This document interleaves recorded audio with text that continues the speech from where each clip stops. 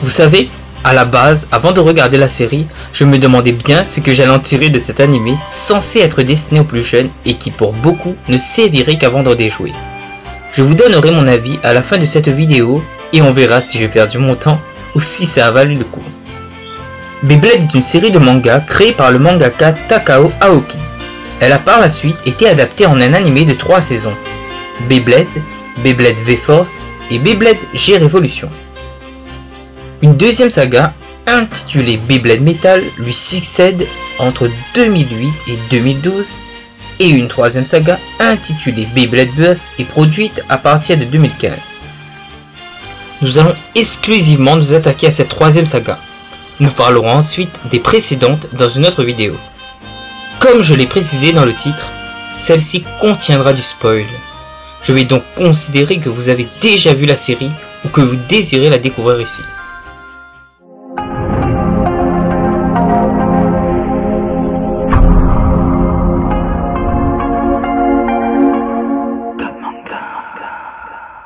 Fan de Beyblade depuis son plus jeune âge, Walt Aoi veut devenir le meilleur blader du Japon. Il n'est malheureusement pas très doué et progressera tout au long de la série.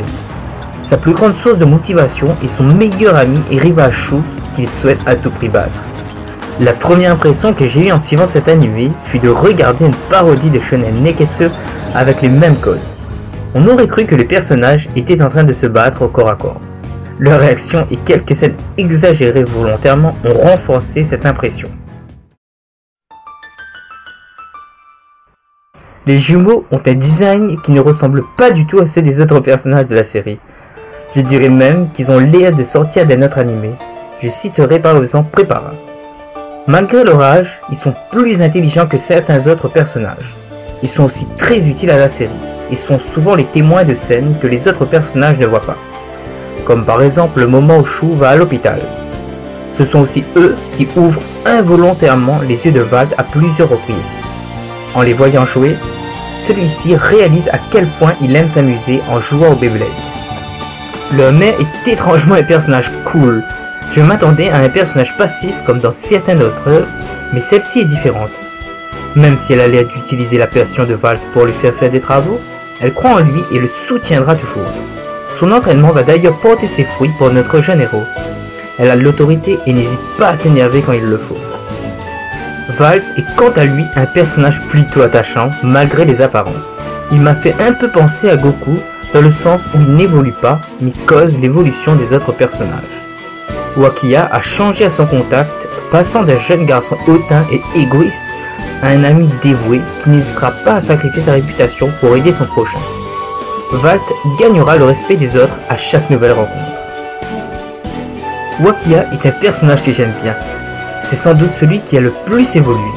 Sous cet air indifférent se cache un jeune garçon plutôt sympathique qui ne souhaite pas montrer ses faiblesses. En effet, il montrera des signes de gentillesse face à son ami Oji Kanda. Daigo est le personnage avec un look stylé qui a été un peu gâché je trouve à un moment de la série. Il ne sert plus tard que de test pour mettre en valeur les autres bladers. Le moment où il a recommencé à avoir un moment d'importance est quand il a triché, mais ça n'a malheureusement pas duré longtemps. Je parlerai d'ailleurs de ce fait après. Un autre personnage que j'aime bien, c'est Rantaro. Je le trouve vraiment marrant. Les autres personnages se foutent souvent de lui, mais il a réellement un bon niveau en Beyblade d'après Shu. Ken Midori est le personnage soutien de la série. N'ayant pas l'habitude d'avoir des amis, il a l'air assez timide et s'exprime à travers ses marionnettes. Comment parler des personnages sans parler de Shu Kurenai, sûrement le plus stylé et le plus charismatique de toute la série.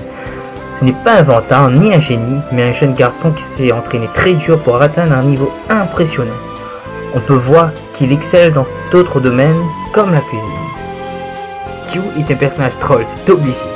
Il se fait tout le temps casser par les autres personnages. Je vais vous citer quelques scènes et j'aimerais avoir votre avis sur ces personnages dans les commentaires s'il vous plaît. Rebondissement. Shu Kurenai s'apprête à faire un lancement avec sa main gauche alors qu'il est droitier. C'est incroyable. J'y crois pas. J'y comprends rien. Il est pas droitier. Bon, c'est quoi le plan? Tais-toi.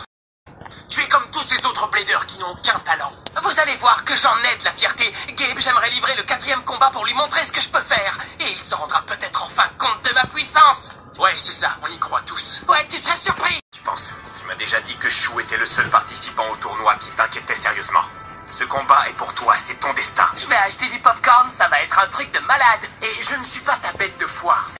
Je n'avais jamais vu personne briser le rêve de quelqu'un comme ça avant. J'ai presque eu mal pour lui. Mais ça fait partie du jeu après tout, n'est-ce pas?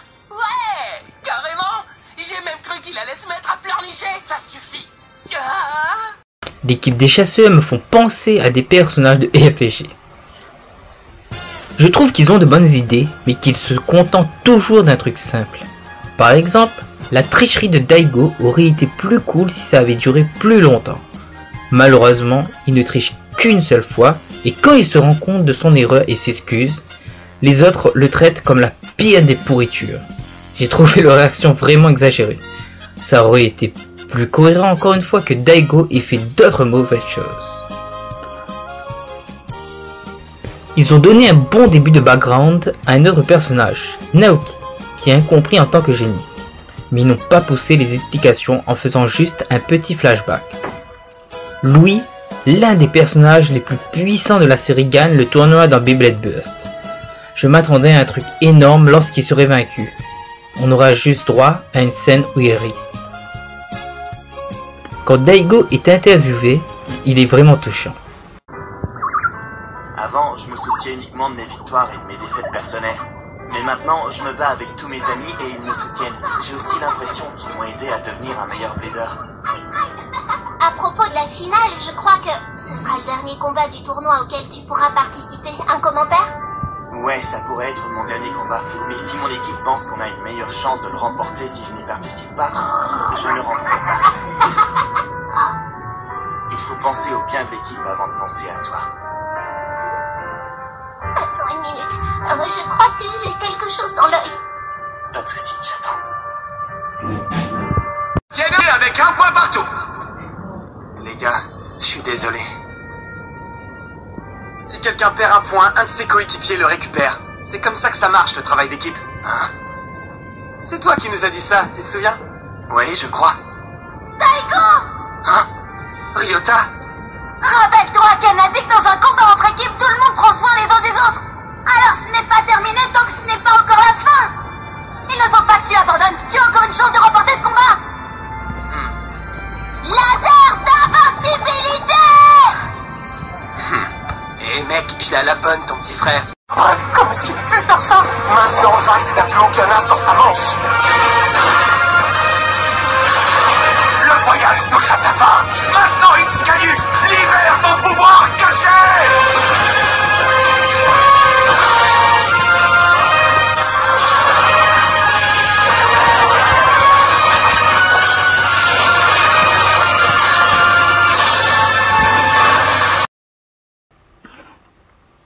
La série Beyblade Burst s'est révélée bien plus divertissante que je ne le pensais.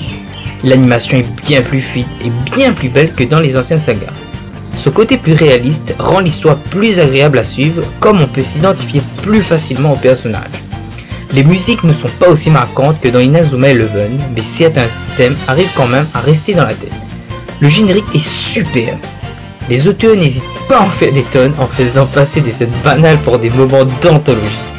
Le dernier combat entre Valt et Xander est le plus impressionnant que j'ai vu pour le moment. Dans cette seconde saison, Valt est repéré par l'équipe nationale espagnole. Il fera là-bas la rencontre de nouveaux bladers et se fera de nouveaux amis. Il participera même à un nouveau tournoi. Je trouve que cette seconde saison est mieux travaillée que la première sur plusieurs plans. Son scénario arrive par exemple à nous surprendre. Qui aurait pu croire que Shu sombrerait et abandonnerait ses amis pour devenir plus fort? Valt n'a quant à lui plus ses amis autour de lui et devra se faire accepter par les membres de BC Soul. Free permet aussi d'emmener le Beyblade vers un tout autre niveau. Les anciens personnages sont même remis en valeur. J'aime aussi le fait que les toupies évoluent, d'où le nom de la série. Beyblade Burst Evolution nous offre un tournoi final où tous les meilleurs bladers de la série vont s'affronter. J'ai trouvé dommage que certains combats que j'aurais trop voulu voir, comme par exemple Xander contre Louis, soient éclipsés. J'ai en revanche bien aimé l'histoire qui était racontée avec Shu qui ne se contrôlait plus, et aussi celle de Free qui avait trop forcé et qui dut abandonner sous la demande de Christina, ainsi que la victoire de Kusa pour permettre à Valt d'avancer. J'ai bien aimé le personnage de Silas et son alliance temporaire avec Wakia. Pour la finale, ils nous ont offert un épisode d'une qualité exceptionnelle. J'ai adoré quand Shu a dit à Valt que celui-ci était son meilleur ami. Pour la troisième saison et dernière que j'aborderai dans cette vidéo, je vous ai réservé une petite surprise en donnant un très court avis sur chaque épisode à chaque fois que j'en finissais un. Je compte sur vous dans les commentaires pour me dire si vous avez pensé la même chose ou si vous avez eu un avis différent. En général, je déteste qu'on change de héros dans une série. Ici, je trouve que le nouveau protagoniste a été tellement bien introduit que ça ne m'a pas dérangé. Il décide de fabriquer lui-même sa toupie après avoir été inspiré par Valt. On sait même comment il a trouvé le nom de sa toupie et pourquoi il a choisi cette couleur. La seule chose qui m'a dérangé, c'est qu'il arrive presque à tenir tête à un Valt qui a réussi à battre Shu Kurenai. Ceux qui ont vu les premiers épisodes de Pokémon Noir et Blanc comprendront encore mieux ce que je veux dire par là. Le second épisode était aussi génial que le premier. Aiger est devenu le blader le plus fort de sa région et décide de partir vers Begoma, l'ancienne école de Valt. On va alors découvrir d'anciens visages qu'on connaît, comme les jumeaux et le petit frère Doji, qui ont bien grandi. J'ai trouvé Toka plutôt stylé. Le début de cet épisode m'a un peu fait penser à Pokémon, lorsque les jeunes dresseurs quittent leur maison pour parcourir le monde. D'ailleurs, il est pas un peu jeune pour quitter sa maison comme ça? Quand Aiger a affronté les 100 Bladers de Begoma, ça m'a fait penser à l'épreuve des 100 Bladers de Beyblade Burst Evolution. J'ai trouvé le troisième épisode moins bien que les deux premiers, mais il n'est pas nul non plus. Il y a un nouveau personnage. Au début, je croyais que c'était Rantaro, car il lui ressemble énormément, mais il s'agit de son petit frère Ranjiro. À la base, ça m'avait beaucoup dérangé car c'était un double de Rantaro en moins bien. J'adore Rantaro et j'aime beaucoup la voix française qu'ils lui ont donnée. Du coup, ça m'a un peu fait sortir de l'épisode. D'ailleurs, je ne comprends toujours pas pourquoi Rantaro a donné sa toupie alors qu'il a travaillé si dur pour atteindre ce niveau. J'ai plus apprécié la fin de l'épisode avec le combat entre Aiger et Ranjiro. Je pensais que les scénaristes allaient faire gagner l'un des deux, mais j'étais positivement surpris que ça se passe de cette manière. Beyblade Burst Turbo m'a assez plu. Il est bien plus dynamique que Burst et évolution dans son déroulement, je trouve, et certaines musiques sont à mon goût bien meilleures. Les personnages ne m'ont pas autant marqué que les anciens, mais ils étaient divertissants et intéressants à suivre. Il est maintenant temps pour moi de vous donner ma saison préférée. Avant de vous le dire, je dois préciser qu'il ne s'agit pas de la meilleure saison, mais de celle que j'ai préférée personnellement, malgré ses défauts. Le grand vainqueur est...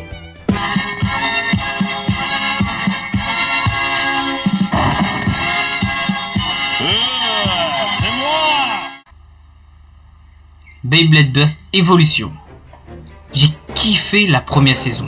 Elle a permis de me découvrir l'univers de cette nouvelle saga, mais je trouve qu'elle ne poussait pas son scénario assez loin quand il le fallait. La deuxième est du coup pour moi un accomplissement. Turbo est, je trouve, la mieux réussie sur beaucoup de points, avec un héros qui n'est pas que gentil et des antagonistes qui en jettent. Mais j'ai été plus touché par l'histoire de Valt. J'ai bien aimé le moment où personne ne l'acceptait, lui et Rantaro. Il y a eu aussi beaucoup de retournements de situation avec Cobra qui devenait très fort et Shu qui passait du côté obscur. Je dois vous dire un truc, je n'ai pas retenu tous les prénoms des personnages de Turbo alors que je connais très bien ceux d'Evolution et Burst. La nouvelle génération n'était pas aussi charismatique que les anciens à mon goût. Dites-moi honnêtement, Koji n'était pas plus marquant que son petit frère? Sa relation avec Wakia était trop bien. En plus, il faisait partie des personnages avec un design qui était bof, mais qui avait pourtant réussi à avoir sa place grâce à sa personnalité. Ranjiro est cool, ça il faut l'admettre, mais il faut aussi se le dire, c'est un peu une copie de Rantaro, même si j'avoue qu'il est quand même mieux sur certains aspects. Par exemple, j'ai adoré le fait qu'il ait son propre clan et ses propres règles. On n'a même pas eu de nouvelles de certains anciens personnages comme Ken, Wakia et Daigo. C'est dommage à mon goût, car Valt a livré plusieurs combats importants, et on n'a même pas eu droit à leur réaction. J'ai été un peu déçu et surpris que le petit frère de Daigo n'apparaisse pas. Est-ce pour ne pas avoir créé de nouveaux designs? Aiger est un très bon personnage et est assez original malgré lui. Il est peut-être même meilleur et plus profond que Valt dans son écriture. Il passe d'un jeune blader qui ne désire que la victoire et qui laissera le côté obscur s'emparer peu à peu de lui à un être qui prend plaisir à jouer. Par contre, je préfère quand même Valt pour sa personnalité. Il est pour moi une meilleure inspiration car même quand il perd, il sait garder le sourire.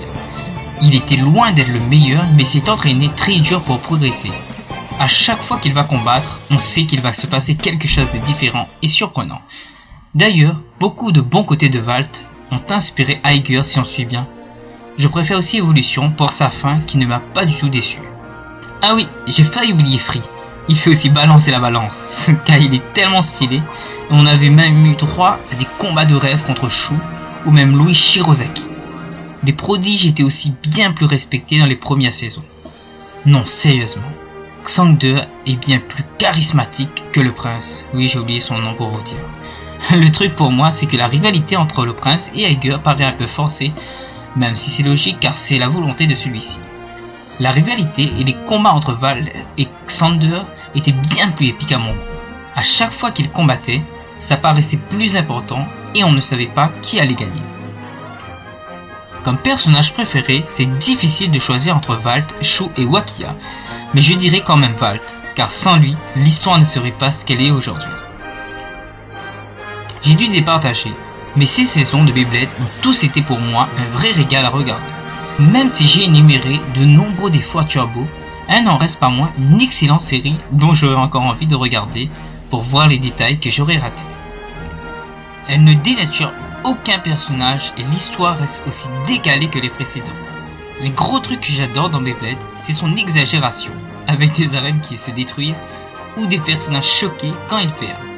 La manière dont les scènes sont montrées sont assez drôles car elles font penser à ceux des shonen Neketsu. Bon, sur ce, je conclus cette vidéo. Pense à bien manger et à regarder un bon animé. Sur ce, 3, 2, 1, hyper vitesse!